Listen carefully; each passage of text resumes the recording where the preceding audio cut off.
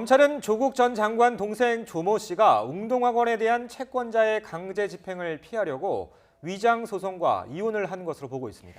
조국 일가 중 동생 조 씨도 구속되면서 웅동학원 이사장이었던 모친 등 다른 가족에 대한 수사도 속도를 낼 것으로 보입니다. 박서경 기자가 보도합니다. 검찰은 조국 전 장관 동생 조모 씨에 대한 구속영장을 다시 청구하면서 강제집행 면탈 혐의를 추가했습니다.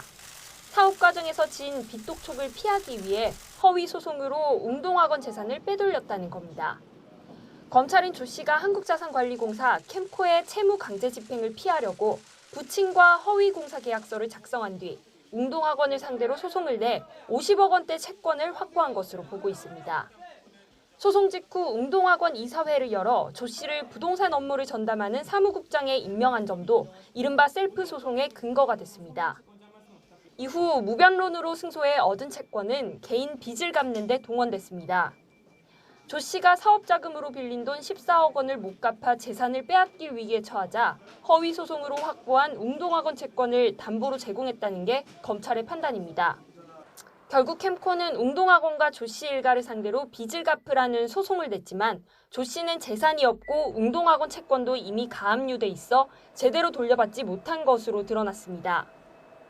검찰은 조 씨가 가족 재산도 뺏기지 않기 위해 웅동학원 채권을 부인 명의로 돌린 뒤 위장 이혼을 해 강제 집행을 피한 것으로 보고 있습니다.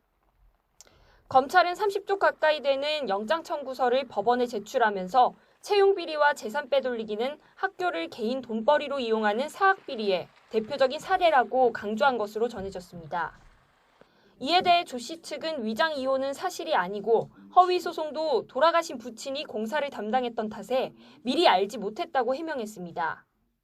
사무국장 되는 날 제가 가서 인사만 했었고 그 이후에 실질적인 사무국장으로 행동을 한 게 거의 없습니다. 1년에 학교 한 번 정도 갈까 말까 한. 검찰은 웅동학원 이사장인 조 씨 모친도 채용 비리와 허위 소송에 모두 가담한 공범으로 보고 있습니다. 특히 조 전 장관도 자택 PC에서 캠코 소송 관련 문건이 발견된 만큼 연루 가능성이 있다고 보고 본격적인 조사에 나설 방침입니다. YTN 박서경입니다.